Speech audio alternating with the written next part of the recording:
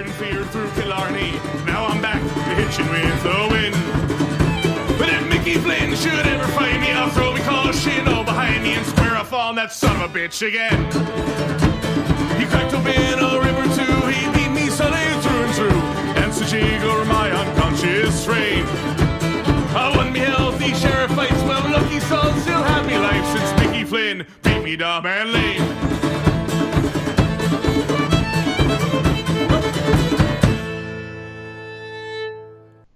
Ooh, chasing the pennant has resumed. That's right, Philadelphia baseball, we think, is back tomorrow, assuming Mother Nature agrees. I am your host of the Chasing the Pennant podcast tonight, this Sunday evening.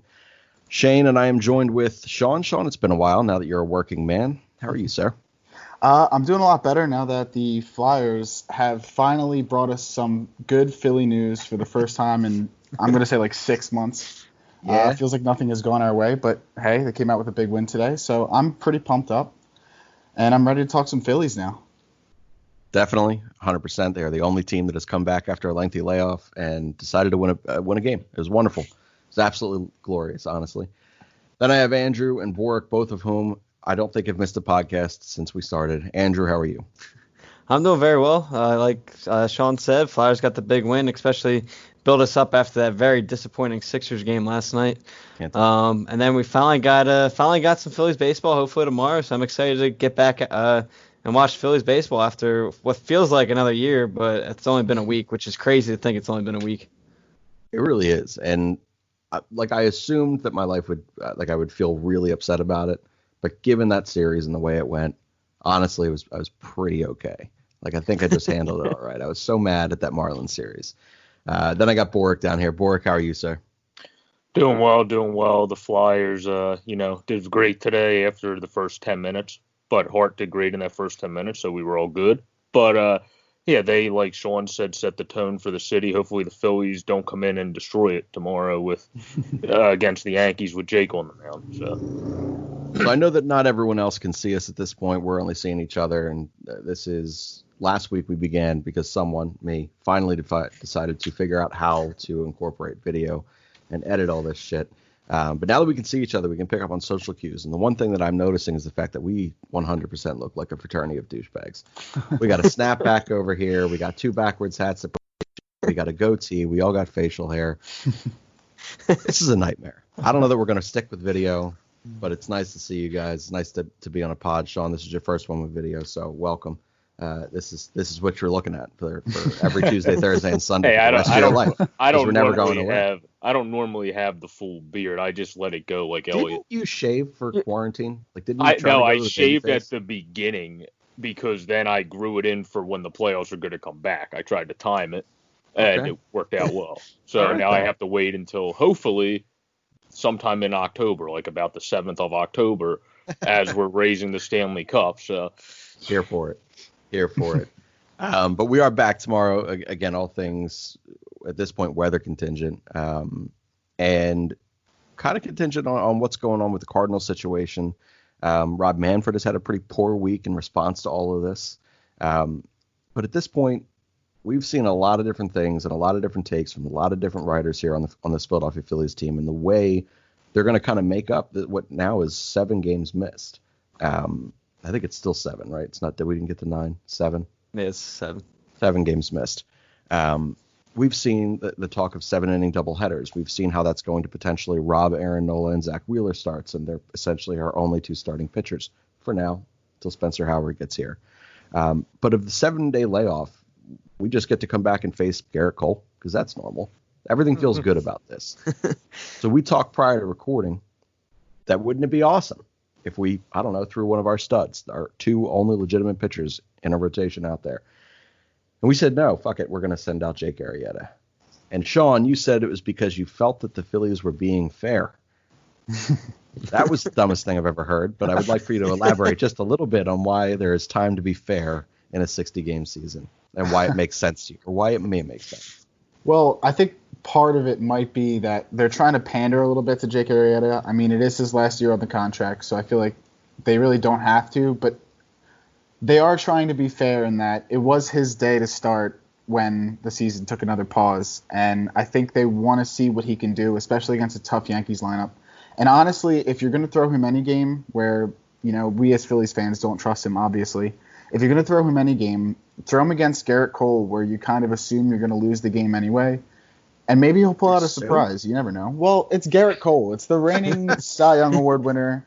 With this Phillies pitching staff against, the New York Yankees, a team that most have going to the World Series this year. So, in my opinion, I like pitching Jake Arrieta tomorrow. But I have very little hope that we can pull out a win. It'll be a nice response to a 7-day layoff to go out there and see Jake Arrieta throw 3 1/3.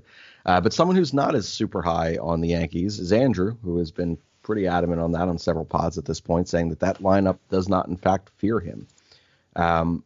Did Jake Arrieta make you fear the lineup at all? Like, I feel like I could fear the 2016 lineup if Jake Arrieta's on the mound right now, the Phillies 2016 lineup. Yeah, I'm not too high on Jake Arrieta, so, no offense should fear Arrieta. They should all be fine against him. But no, I just think that Yankees lineup is not as what it's made out to be. I think the team overall is where I think it's overrated. I think pitching's going to come back to bite them down the stretch, outside of Garrett Cole, obviously. But I don't know. I think outside of Judge, all the other guys, they strike out a lot. So if you're able to move the ball and control and have command of the ball, I really think that lineup's beatable. Even if a runner gets on, just don't miss. Which the Phillies pitchers is where the issue is. But if you don't miss your location, you're gonna get a lot of quality strikeouts. And I think we've seen it before with this Yankees lineup. In playoff series where they kind of just fold when the pressure gets high with the strikeouts again. And with Gary Sanchez, with his history, he doesn't. Yeah, he's got power, but overall he's not that fearsome of a hitter. Luke Voigt at first, I feel like that's a hole there. And then I'm blank. And then honestly, the guy I fear the most in that lineup, I think, in terms of overall hitting, would be DJ LeMahieu. Oh, he's a stud. He's absolutely a stud. I loved how last year him going over there and so many people sat there and said he's aided by Colorado over there, and he was kind of the forgotten man of a really nice offense over there in Colorado. When you sit there and look up and down that lineup, it was easy for him to get lost. But then you throw that short porch out there in Yankee Stadium. That dude rakes. Like, he's just a quality player. So I think that's a pretty smart person to fear overall from the whole complex of hitting. But I do think you're crazy to not really fear that lineup. It's still the fucking Yankees. It's still who they are. I'm not saying I fear the power. Just overall, that lineup's beatable. I think they just got a lot of names that scare people because of how far they can hit home runs. But there's a lot of players I take over some of those guys. Yeah, the Cubs are the best team in baseball right now, so you know. Listen. Yeah, did someone put up a picture in their stadium of hold on, I gotta find this text or whatever the fuck it was. I think someone put something up of Bartman in that stadium, and I just wanted to know. Yes, I saw that. All right, so I wasn't crazy? No, you're not crazy. I just think that's awesome. So wait, hold on. Did any of you guys submit photos of yourselves to be in Citizens Bank Park out of curiosity? I did not. No, I didn't feel like paying however much money. It's like $40, dude. Go walk outside and get a couple cans. It's Philadelphia way. Jesus, man. Keep our city clean. Put that beautiful mug out there in CVP. But Andrew, you were going to cut in with something. What's up? Oh, no, the thing I saw was the guy was like, I hate the Cubs so much, so I spent money on putting a Bartman picture down the line. I love it, man. That's so funny. But again, so all things we think we should see Philadelphia Phillies baseball back tomorrow night. Another two teams now at this point have been impacted by the coronavirus and some positive tests coming their way. I haven't seen the final results. I just saw a midday tweet that they are expecting more positive tests in the Cardinals clubhouse at this point. Because of that, because this is now impacting what ended up being 6 teams in the first week alone. Certain teams, like the Phillies, have missed 7 games. Some teams have just missed a series, but we've seen kind of just Mickey Mouse makeshifting this lineup. This is like, who's not impacted, and where do you want to go? Where does it fit? How does this puzzle kind of work out right now? Borek, you've been pretty outspoken on a lot of this stuff. Do you think baseball as a whole has any handle on this situation? And do you agree with not knowing who you may play at any given week? As a player, I mean, it's nice to game plan for your opponent, obviously, but I mean, you're also just trying to be whoever you are as a player. So you're just preparing the same way you normally prepare, just taking out that blimp part that you would game plan and look at video of your opponent. So that's the only way that affects you. I think the biggest effect is the Phillies have been gone for a week. The teams, by the time the Marlins come back, they'll be gone for an extended clip, and depending how bad the Cardinals is, it'll probably be the same type of extended clip if it gets to be a outbreak thing. So they would be gone longer than the Phillies. When you're out for that long, you're not in the same tick. You're not in the same minds, at the same level as everybody. The pitchers aren't at the same level. The hitters aren't at the same level. So it's not really an even matchup. Like Garrett Cole, even though obviously if Jake Arrieta looked good in his first start, we still wouldn't think it was a good matchup against Garrett Cole, but at least we would go, oh, well, he looked good in his first start, so he went 5 innings and gave up 2, say. We don't have anything to go off of Jake Arrieta except for from weeks ago when he pitched an exhibition game. So that's the concern. But my biggest concern with baseball is Rob Manfred is like a politician. One day he's like, okay, yeah, we're probably going to cancel the season, everybody. And then the next day he's like, no. I ain't a quitter, ladies and gentlemen. Not me. Not Robbie. Robbie ain't no quitter. And it's that's great, Rob Manfred. I don't care if you're not a quitter. The problem is that's not the way you need to describe this, because I'm not trying to have people get sick because you're oh, well, I'm not a quitter. You need to figure out a way to control this situation that's not just threatening people and then saying, okay, now I'm not a quitter. That doesn't make any sense.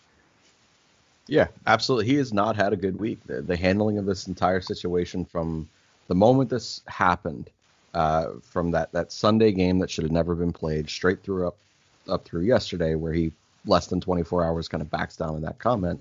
It's not been a good week for Manfred. Oh, they also reversed our game. Our game was canceled, and then brought back. 45 or an hour later, they're actually, that was the biggest mistake of our lives. We're actually playing the game on Monday. The biggest mistake of baseball's life at this point is not having a plan. Yeah, they reacted to that like it was the biggest mistake of their lives. You don't normally reverse something in 45 minutes unless if you go, oh, shit. Yeah, that was stupid. Let's go fix that. So, not a great week. Yeah. The only defense to that is it was originally that the Phillies had a couple cases, and then they found out that the cases that the Phillies had were false positives. So therefore, once that happened, you're able to play the game. So I can see why that kind of reversed that decision. I will defend him on that one, just because once you find out that they're false positives, there's no need to cancel that game, especially with already having missing 7 games. Well, they didn't confirm that yet. They still said that the belief is that they were false positives. So I don't think anybody knows anything at this point. Again, not a great week. I don't think that there are definitive answers. And how much answers. do we trust them when they say the belief is? Should we? Yeah. Has anything happened that we feel good about at this point? This has not been fun. This has not been a good follow. This is like the NBA territory right now, the typical NBA. The NBA is a true saga. That is just reality TV for men. And sports fans, because it's 2020, I'm going to piss someone off with that. Baseball's kind of taken that at this point. Baseball is bad. Every day I'm waking up and I'm checking Twitter, not for scores, not for highlights, but who said some dumb shit now? Who sat here and said this is a good idea to play despite these tests? Who said that, you know what? I'm going to threaten the players now. Rob Manfred.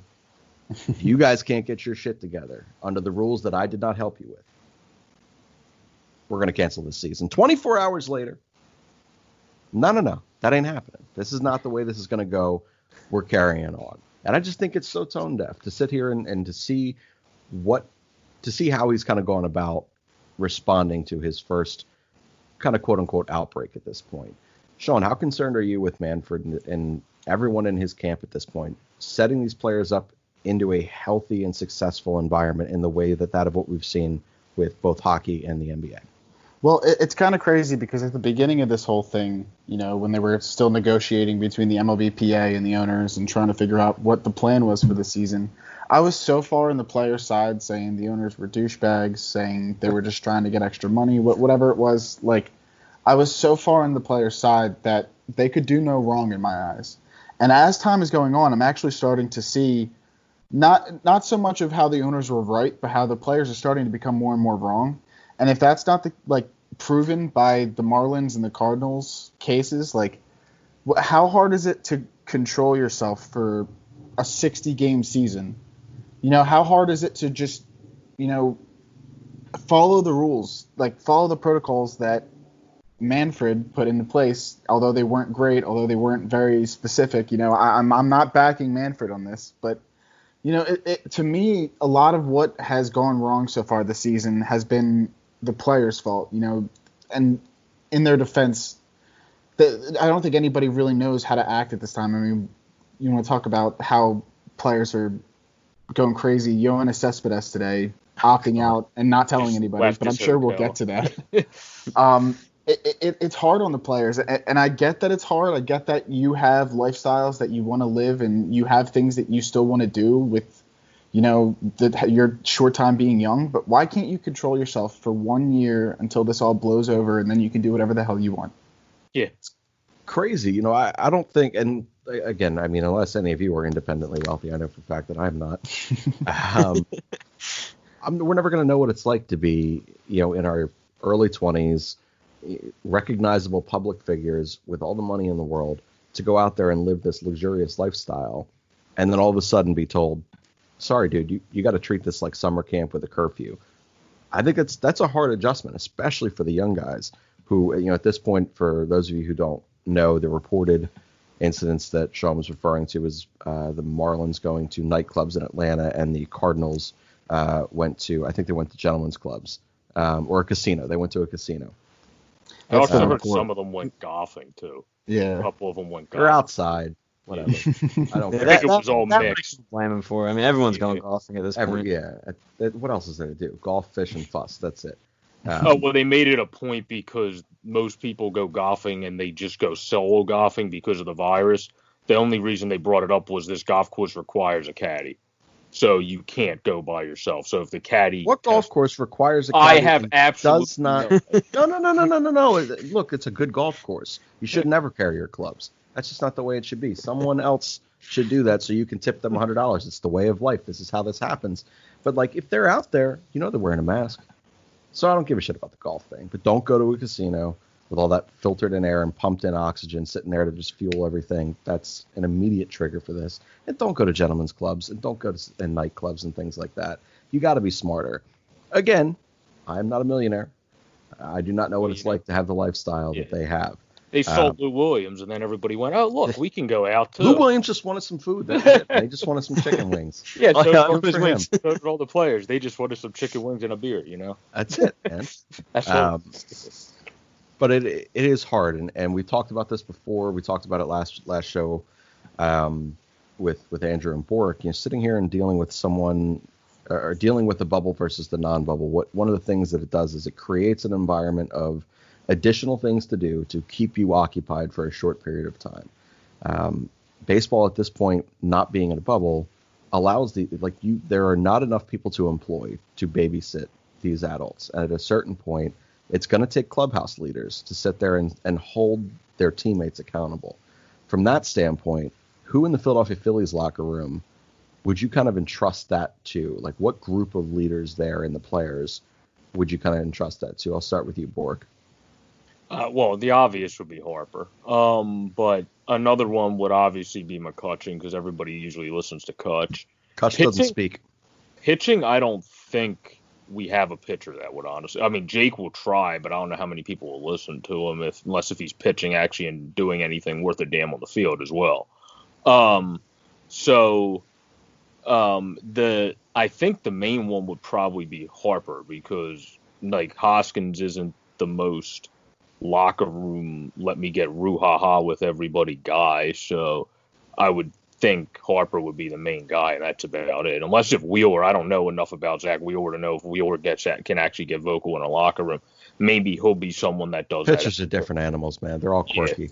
You have to be. Andrew, you have anyone outside of Harp?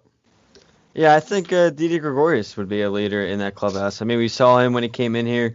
When he first came in, he kind of took Gene Segura, tried to help coach him up and try to help him feel comfortable making that transition to third base. And, I mean, he hasn't even been here for a full year, and he already started taking some of that leadership role just because he's been in the game for so long and he's been under Joe Girardi. So he already knows what kind of system Girardi runs and kind of how tight of a ship it is and all that kind of stuff. So I'd pick Gregorius and maybe even over Harper just because of that sense and already having that having the play under Girardi and kind of knowing the way he runs his team. So no, I think that's fair. I also think the fact that he is someone whose life is at a higher or a perceived higher risk than that of the rest of his teammates.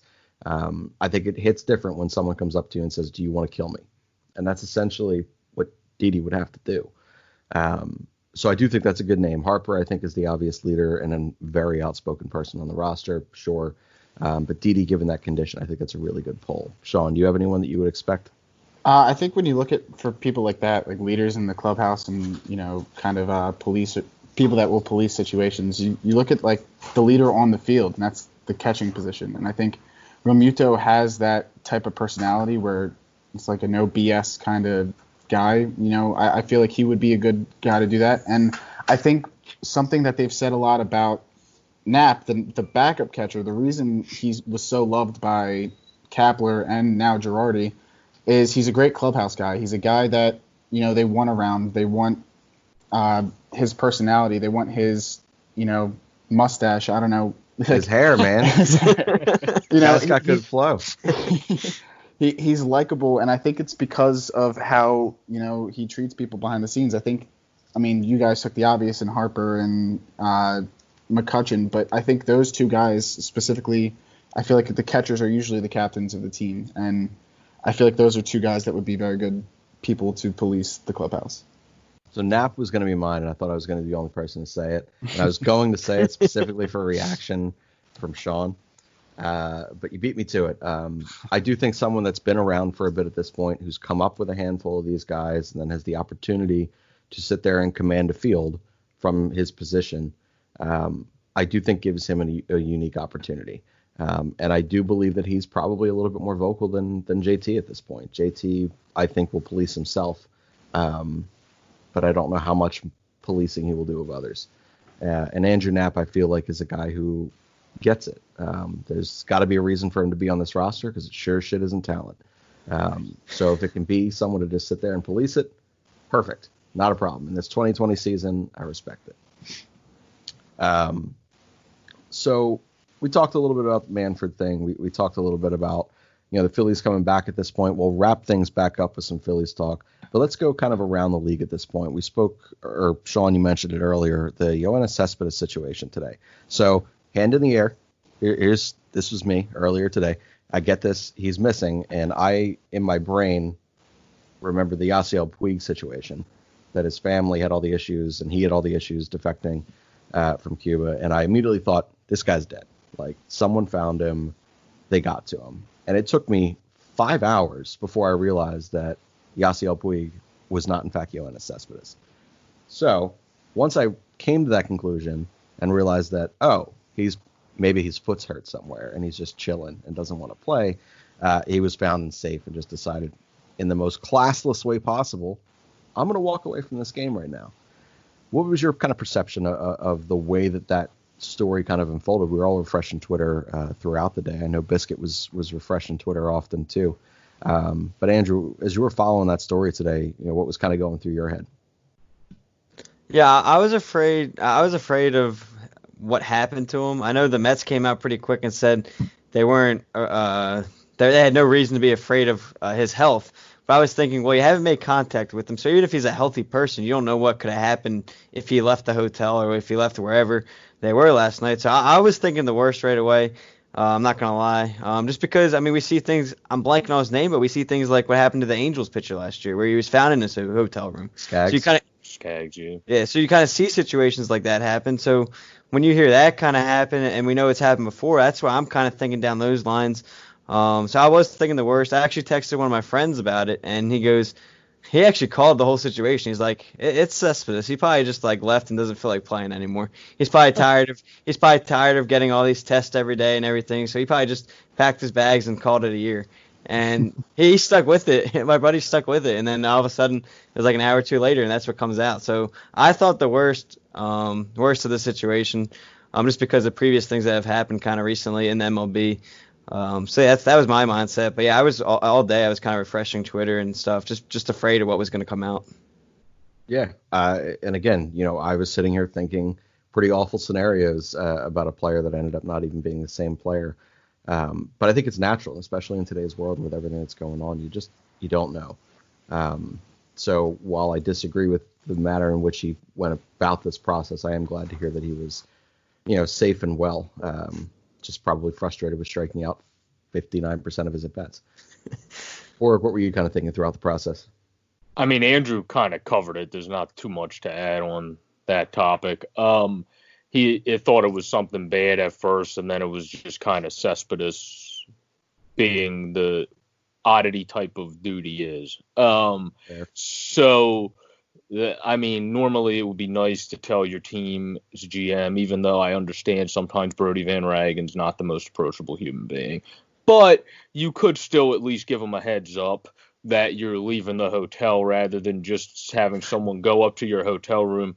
Oh, yeah, he ain't here. What do you mean he ain't here?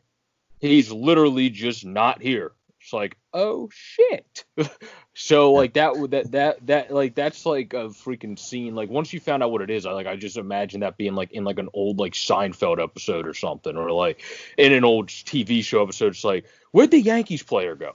Where the hell is he? It's like, oh, we went home. Jorge Posada just left and went back to his family to have a family dinner because his grandmother's back in town. It's like, what? Like, I just imagine that being like in a freaking, like once we found out what it was, I would just imagine it being like out of a freaking sitcom. I was like, why would you just leave? Just tell somebody on the team. You could even tell the worst player on the team and have them tell somebody important, and that still could have told Andrew Knapp. Could have just shot a buddy across the way. Shoot him a text. Hey man, I don't want to do this anymore. Knapp, you'll take care of it for you. Let's go. Go ahead. I was gonna say, good thing there's not enough technology to, just send someone a text message or call them. That doesn't exist. We're talking through strings and cups at this point. It's a miracle that someone is sitting here with a tape deck recording in 3 different cities.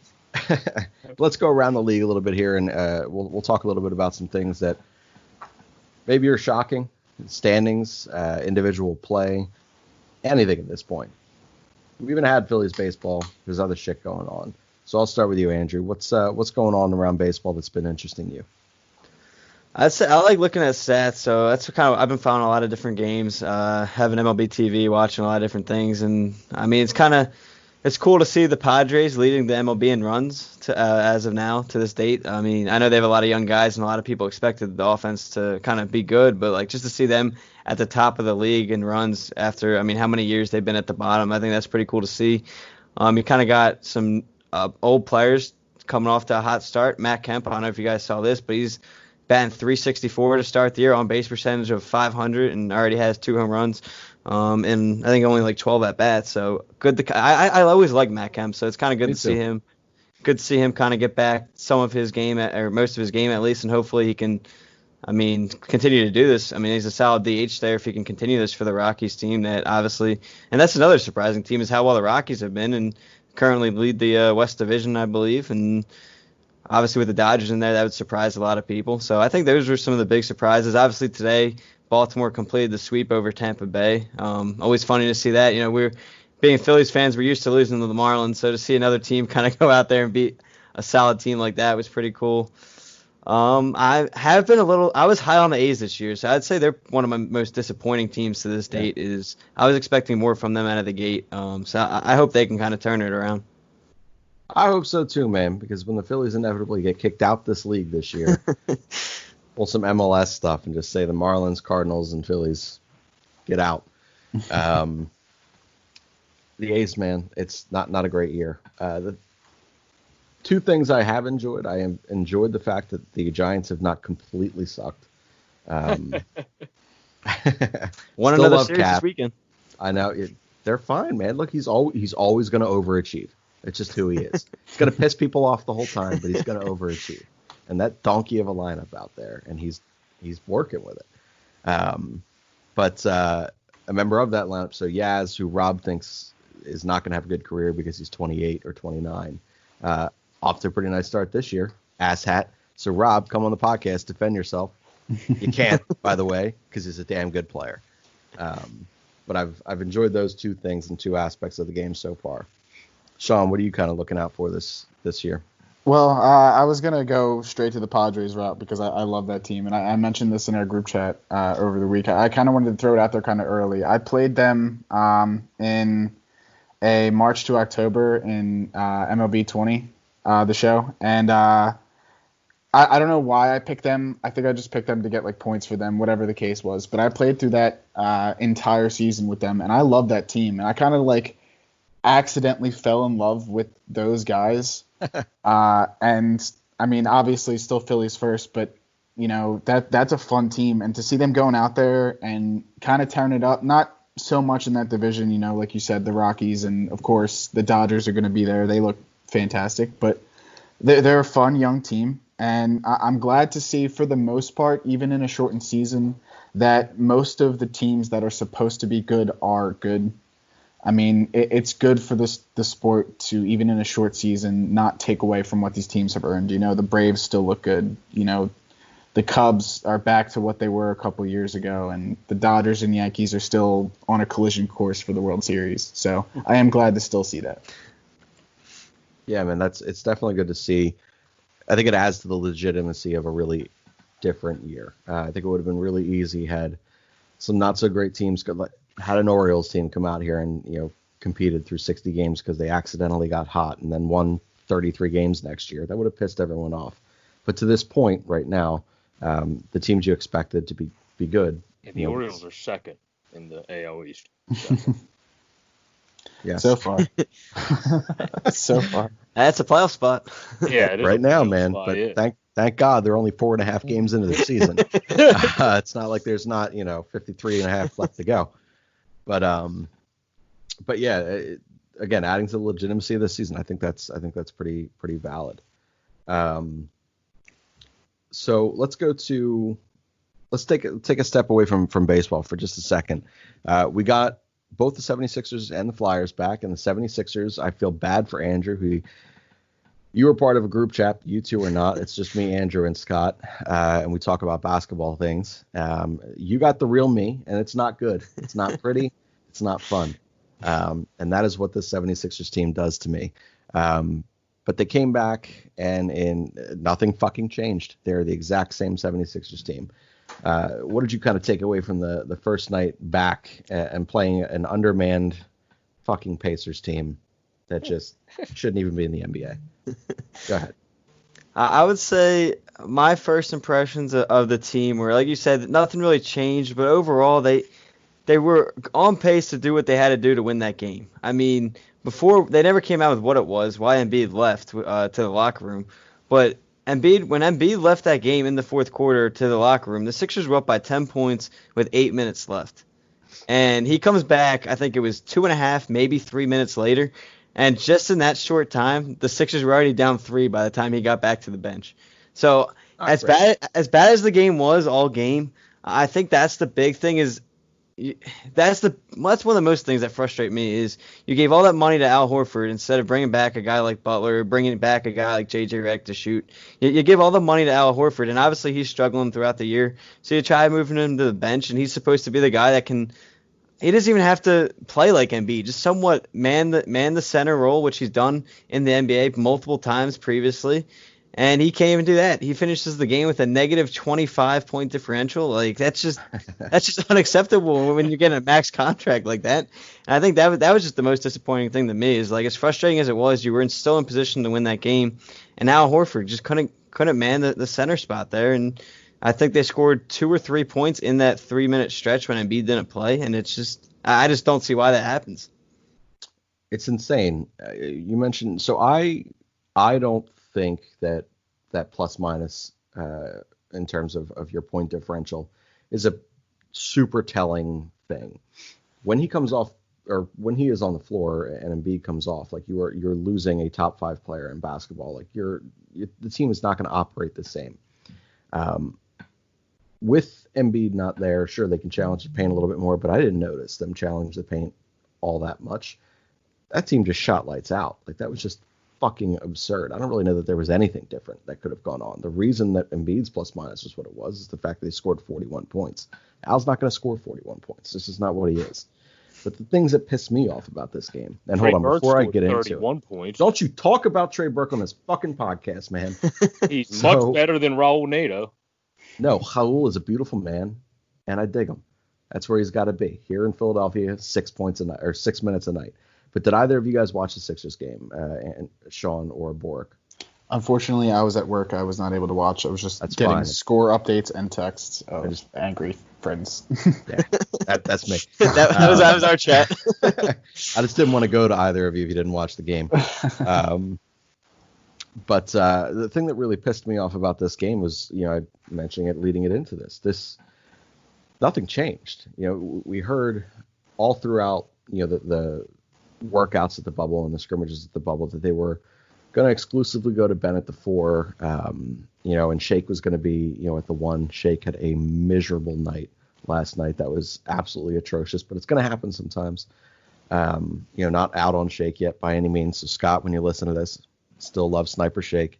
But they didn't do anything that they talked about. And again, Shake coming out there and not being able to do that really puts a damper on that.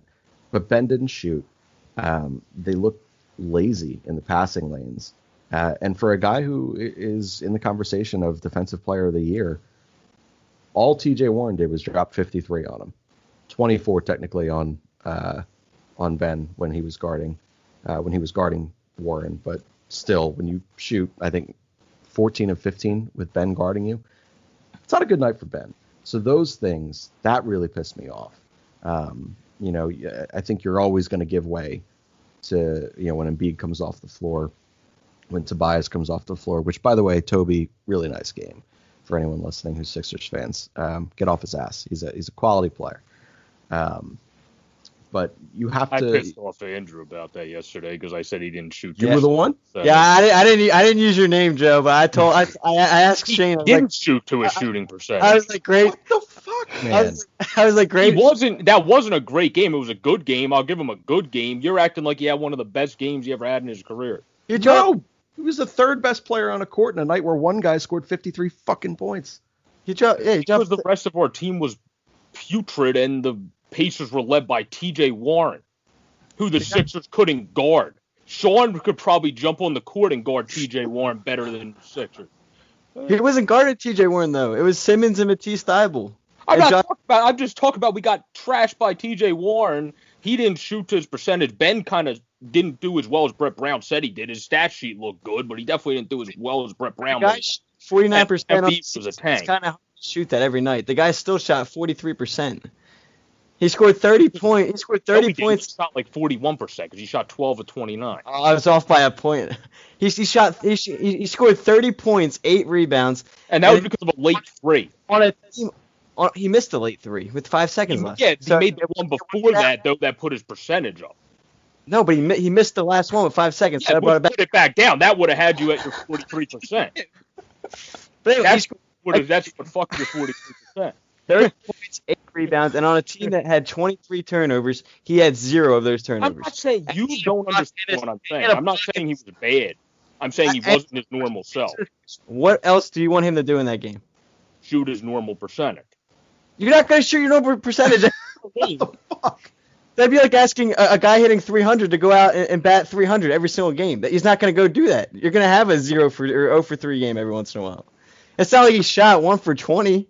I'm not saying he stunk. I'm saying if he didn't hit that shot before he missed that final shot, his shooting percentage would have been like a high 30s. What the fuck does it matter? The shooting percentage doesn't fucking matter right now. Oh, my God.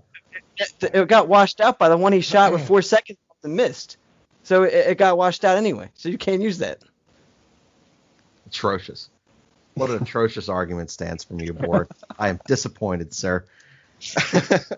He's also not that good at defense. That's the other thing with the Bucks. He is way better at defense with the 76ers than he has ever been in his career. He also slimmed up some. He was good on defense if you watched him with the because he was their best player when he was with the Clippers before he came here. All right. So we're not happy about the 76ers being back here on the Philadelphia Phillies podcast. The most emotion that we have drawn up at this point was talking about the 76ers, which makes me happy, by the way, because that is the only team that can muster up actual emotion like that outside of Texas Longhorn football from me.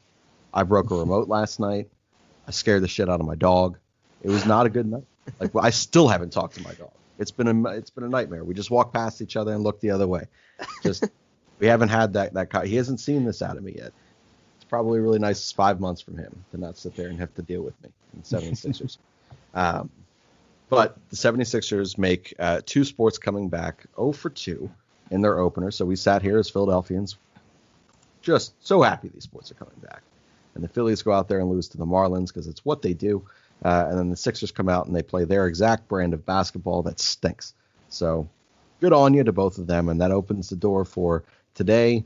It's lovely Sunday, 3 o'clock game. Philadelphia Flyers come back into action. And through the first 10, 12 minutes of that game, things aren't looking, I mean, not that they're looking bad, but it looks like we may not get a shot on goal ever in the tournament. And then all they did was go out and score 4, go up. They win 4-1 in this game and are the only team in Philadelphia that can come in with some positive news. So thank God for the Philadelphia Flyers. I'm not even mad that I lost both of my bets on behalf of the Philadelphia Flyers today. I don't give a shit because we won. It was lovely. Borek, you are the Flyers guy, so why don't you try to have a good take for a change? You needed an inch for your over because if Giroux's goal had that inch of the post, would have bounced in. I would have hit both those. Yeah, you would have hit both of them. Yeah, I don't care. I'm good with it. By the way, before we move into that, your favorite first baseman, Andrew, just tied the game up in the Red Sox-Yankees game. Rico Bronya? No, Luke Voigt. But no, the Flyers, you kind of nailed it on the head. They started, I texted Andrew, they almost started like the Canadians did yesterday, where Carey Price just played ridiculous, and then the Canadians are like, oh, cool, now we can score, which is kind of what happened. I'd like to not compare the Fly. Well, for the again. Flyers, he's just going to be great and never win. But keep going. Well, the thing is, normally he's compared to Carey Price. That's just like that's what I said. Comparison. Yeah, I need that to not be. Carey Price doesn't get to win because he plays in Montreal fucking all. Well, yeah, the problem is you're going to compare him to a more recent goalie because if you go, oh, well, we're going to compare Carter Hart to Patrick Waugh or Dominic Hasek, some people will be like, who the fuck? Stylistically, then no one is ever going to ask you who those players. I guarantee you, casual fans from today's game will honestly not know who Dominic Hasek. They might know who Patrick Waugh is because he coached. I got a Hasek jersey right here. You are not a casual fan. Just saying, he's phenomenal. He's the worst technique I've ever seen in my life. He's probably the best. I don't know why we're talking about Hasek right now. But anyway, the Flyers were really good today because they got it going. Raffle would be one of my stars of the game because of how well he looked. Hopefully he's okay, and he only has an ankle or something that you get those injections you can get, and you just send on your merry way to play the rest of the playoffs and deal with it afterward. But need that shit. But he might not because he was already chirping at him as he was going off the ice when he was being helped off the ice. He was yelling back at him. Yeah, well, Raffle's also one of the toughest guys on the team. But anyway, he played very well. Nate Thompson, the bearded fella, best beard in the land out there, sniped one over the blocker side. Who knew he had that shot in him, just pouncing on the puck. We're going to talk about that one. We're not going to talk about Phil and Myers. Then Lawton. I'm going to get to that. That I was trying to save the best for last. And then Phil Myers didn't score. Had a great one. And then Phil Myers, of course, came in right after, which I think was the quickest answer I've honestly seen in the Flyers. Because Bruins literally scored, and then it was like in a snap of a finger, Phil Myers got the puck, and they score, and I'm like, holy crap. So that was a great to see the response. We never let the Bruins get momentum. Once we captured the game, we kept the game the whole time. And again, we had Yari Halak's number. We've had his number all season, and yet again, we had his number. So it just continued to have great play against the Bruins. We even played them great when we lost 2-0. Tuukka Rask just robbed that game from us, the final game of the season. Happened to have been the game that I was at. Very unhappy with it. Sean, did you get a chance to watch this game? I did, and I'm glad I did Good. because it was awesome. And everything Borek said, just to echo it, I mean, it feels like the Flyers are never the team. It feels like we're always the team that scores, and we're all celebrating and happy, and then 3 seconds later we let up one to tie the game. Like, it kind of reminds me of Phillies baseball in a way. But Shut down. Never heard. But this team is just so much fun to watch, and from top to bottom, every line, the fourth line was spectacular today, and to have that kind of depth, it almost feels like, just this team it's almost like it's destiny. It's like the 2008 Phillies, like everything went right for them. The 2017 Eagles, the 2019 Nationals, just to throw in another one. Like everything just falls in place.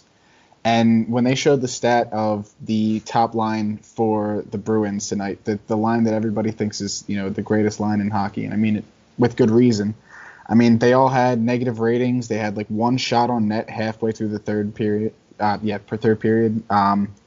It just felt like the Flyers did everything right today. And if they can keep doing what they're doing like they did today to one of the best teams in hockey, I mean, I don't see anybody stopping them. Yeah, well, don't tell that to anybody on NBC other than Keith Jones, Sean, because they're still talking about how great the Bruins' top line was today. Meanwhile, they were the worst line on the entire ice, and their third line played like their top line usually does. I'm like, I was about to retweet, and I'm like, you mean their third line, right? Because their third line, if you looked at their stats, normally were how good their top line would play. It's the only line that played good on the entire Bruins. Other than that, every line played like trash today, and meanwhile, you have NBC talking about how great their top lines are, and I'm like, let them. They didn't play well. Yeah, it was so satisfying. Leave the talk off, Philadelphia. We'll surprise everybody. That's it. That's how we like it. Do the chirping for them. It was so satisfying. The last 2 minutes of the game when they pulled the goalie, and they had their top line out pretty much that entire shift. It felt like, because there were so many stops of play, because they just kept putting pressure, because they had the sixth man, and they just never lost the puck, but just shot after shot after shot going right into Carter Hart from Bergeron and Pasternak. It just felt like they were pounding him over and over, and they were so frustrated that they couldn't get anything going. It was just so satisfying as a Flyers fan to see something like that happen for us. 100%. That was legitimately how we all felt in the crowd that last night at the Wells Fargo Center against Tuukka Rask, because it just seemed like that was just that guy's night. Just genuinely stood on his head. It was honestly pretty fucking incredible that night. Carter Hart had that today. So again, good on you for Carter, being 21 years old, coming out here in a strange season, and then welcome back after 5 months at this point, 3, whatever the hell it's been, and go out there and skate away from a shutout. So in his first awkward playoff start. So good for Carter Hart, good for the Flyers, good for my blood pressure. Needed that one. So Flyers are the one team that has this thing right. In other short news, we won't talk on it yet, but Doug Peterson apparently has tested positive for COVID. So, at this point, the NFL season, I mean, watching the train wreck that is Major League Baseball, anyone that thinks that the NFL is going to get a full season in, I think is out of their fucking mind. I think if there's one guy who's going to be incredibly just conscious, it's going to be a Doug Peterson. It wouldn't shock me if he puts himself in bubble wrap when he leaves the NovaCare complex, goes home, and just gets into a chamber and waits it out until the next practice. Guy probably doesn't even eat. Like, he just shows up because he doesn't want anything to happen to his guys, and he has it. So I think it's going to be real tough for the NFL to come back.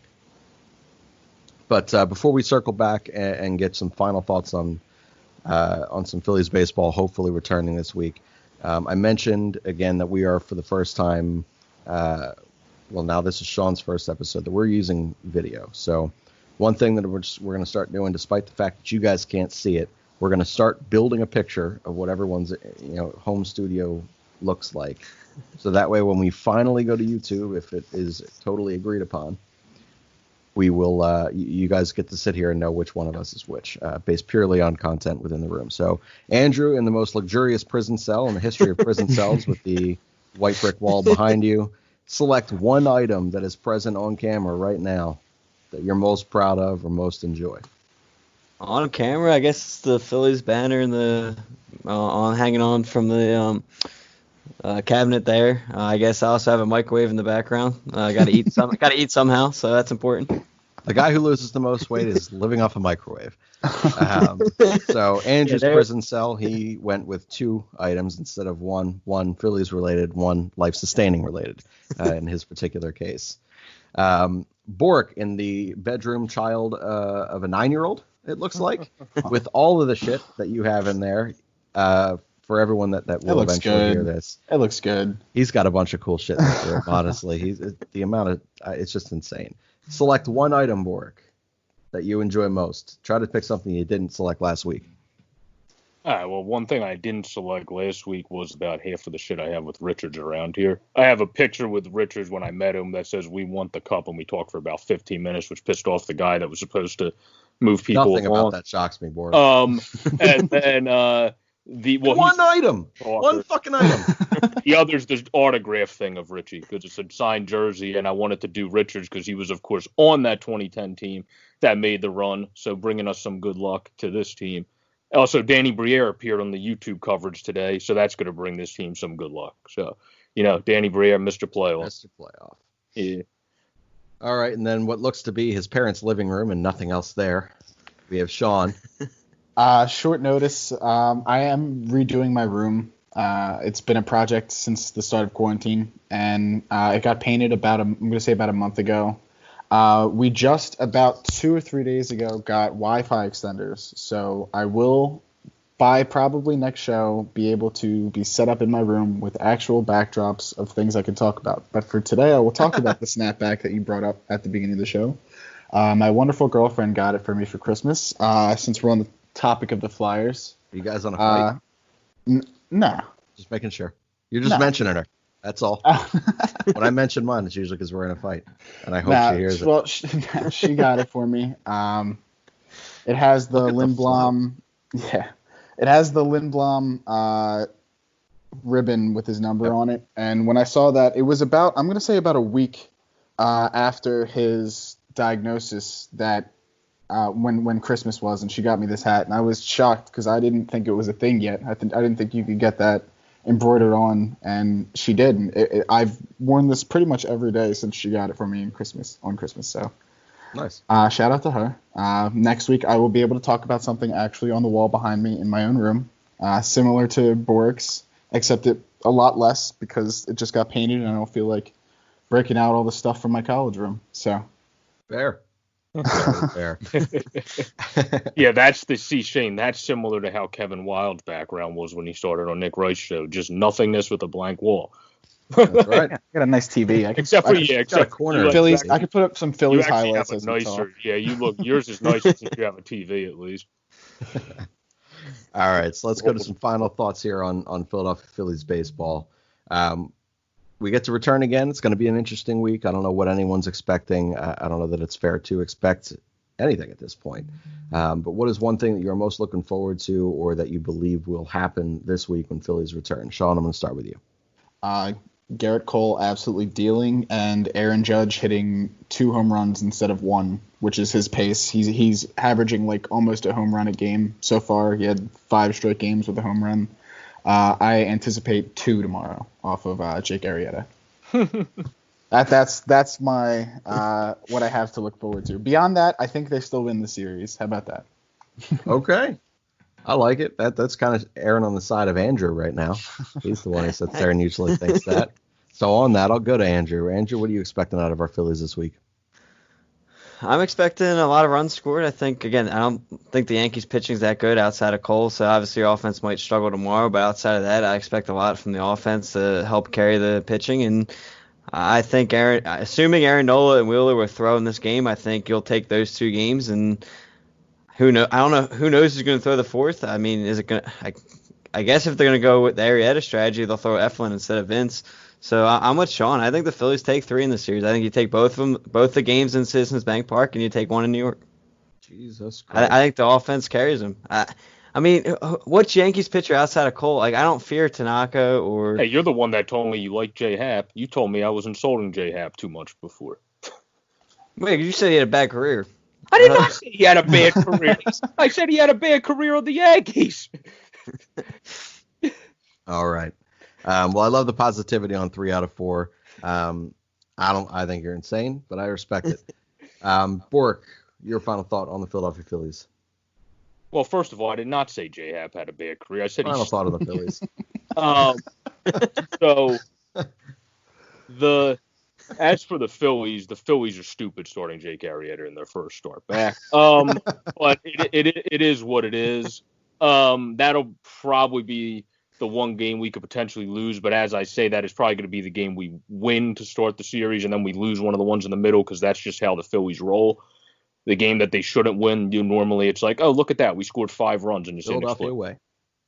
So I think we'll probably win the series in the dumbest way possible. Somehow Nola will probably lose his game. Wheeler will suck, and then we'll win with the bullpen somehow. And then it'll be a Philadelphia way to win a series 3-2, and you'll be like, or 3-1. You'll be like, how the hell did they just pull that off? That'll probably be what happens. Speak it into existence. That'll be a series that'll be pissed off that we won 3-1. I'll just be so unhappy with the 3 wins based on the way that you just described it. All right, so one thing that we are going to start doing here as well, we all eat at different places. We all enjoy different things. We all listen to different podcasts, and we think it's really important in times like this where everyone's kind of income is brought back and scaled back a little bit, and everyone's got to work a little bit harder to gain even just a little bit less. So we wanted to try to bring some notoriety to some of our favorite people and some of our favorite businesses along the way. So I'm going to start it off, the one that we continue to sit here and give shout outs to, and that is to the Jackdaws. They do a little bit of everything. Obviously, their main thing is music. They bring us in and they take us out of every one of our shows. You can find any of their albums on iTunes. You can get physical disc copies on their website. It's www.thejackdaws.com. Lately, they have even been doing cooking videos and how-to videos and things like that on Facebook Live. They have a Patreon account. They have a podcast called The Rookery. They do, like I said, a little bit of everything. They're phenomenal people. Their lead singer, Whiplash, is one of the funniest humans I've ever met in my life. He's also one of the most knowledgeable people I've ever met in my life. If you ever watched a cooking show and someone says salt goes here, I don't know why, well, he's going to tell you where salt came from and everything. He's absolutely insanely smart and sarcastic, so you'll enjoy him, especially if you enjoy our show. So continue to support the Jackdaws. We certainly do. We love them, and they love the fact that every time they listen into this podcast, because most of them are from Philadelphia, they get to hear some of their tunes along the way. So again, it's www.thejackdaws.com. Andrew, you're advertising a podcast tonight, I believe. Who are you advertising for us? Yes, the podcast is called Caffeine Cope. It's run by my brother. He does it with his friend.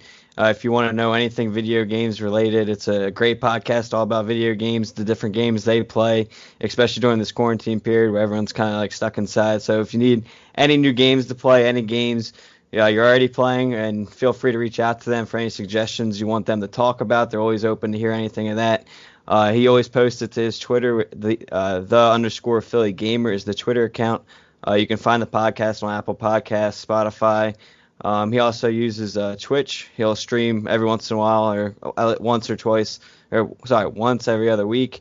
He'll go on Twitch and stream his games, the games he's playing, anywhere from Assassin's Creed, God of War, Kingdom Hearts, any of those kind of games. So feel free to check that out. Again, Caffeine Cope. All the podcasts are posted on Spotify, or follow his Twitter, the _Philly Gamer, to follow his tweets and post on there. All right, Bork, you have a podcast for us as well, and a website as a whole, someone that you work for. Yeah, it's for the Flyers Nitty Gritty that I do all the Flyers work for with Jamie Bascal, and it's flyersnittygritty.com is how the website is, and then the Twitter is just Flyers Nitty Gritty as well, I believe, and then Jamie Bascal, you can just search him and he'll come up on the Twitter as well. But we do some great stuff, and the podcast is called Getting Gritty with It. So that's how it's all under different things. Obviously, that's a perfect name. Gotta love gritty. So I have that shirt, the Summer of Grit shirt. Definitely recommend buying that as well to people. So I'll promote the Flyers here as a whole. But yeah, Flyers Nitty Gritty. Check it out, everyone. All right, and then Sean, you were advertising a movie review page. One of our old friends, Kevin Kiscavage, Kevin K, for all of you guys who remembered the original TJ's One of Us host. What do you got for us, Sean? Yes, go check out Movie Journey Reviews on Instagram. They do mini reviews every week on new movies and TV shows. Go take a look. Their review of Palm Springs on Hulu was enough to persuade me to go watch it tonight once we finish recording this.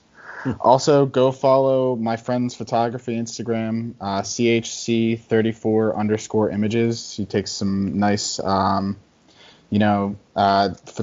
pictures of nature. And the other day, he took me and a couple friends out to the Rocky Steps, where I posted, a nice picture of me with the city behind me. And he's getting pretty good. So go check it out. Again, CHC34_images. Awesome. We'll definitely be tagging all these links on our Twitter account. It's at ANYP Phillies. So be sure to give us a follow there. We'll also, I'm sure, be sharing all these things on our personals as well. Then one last ad spot here, and this is for our guy Asian Rob over there at Just Food. This guy, another multi-human or multi-talented human, not multi-human, that'd be crazy. Getting late in the night here. But he is actually working on a mural that is going to go on the back wall of the studio here. So it's going to have, since the studio is out of my house, it's going to be one or two figures from each of the sports that I most enjoy and who had the biggest impact on my enjoying and learning these sports throughout my years. So I'm excited about that, but his Instagram page is r.d.graphics. And then obviously is Just Food for all catering needs, party needs, and just stop by and grab a sandwich needs. Asian Rob is our guy. Man, late in the evenings, these things really don't go smooth. But that's going to mercifully wrap this one up for our Sunday show this week. And our last Sunday show, we hope, without Philadelphia Phillies baseball, as we theoretically could be back tomorrow playing the Yankees. Jake Arrieta. Going to be lovely. Chasing the Pennant podcast for Andrew, for Joe, and for Sean. I am Shane, and we will see you guys on Tuesday. A fighting man I used to be, revered and feared through Killarney. Now I'm back to hitching with the wind. But if Mickey Flynn should ever find me, I'll throw me caution all behind me and square off on that son of a bitch again. He cracked open a river too, he beat me Sunday through and through, and such over my unconscious frame. I won me healthy sheriff fights, well lucky son, still have me life since Mickey Flynn beat me dumb and lame.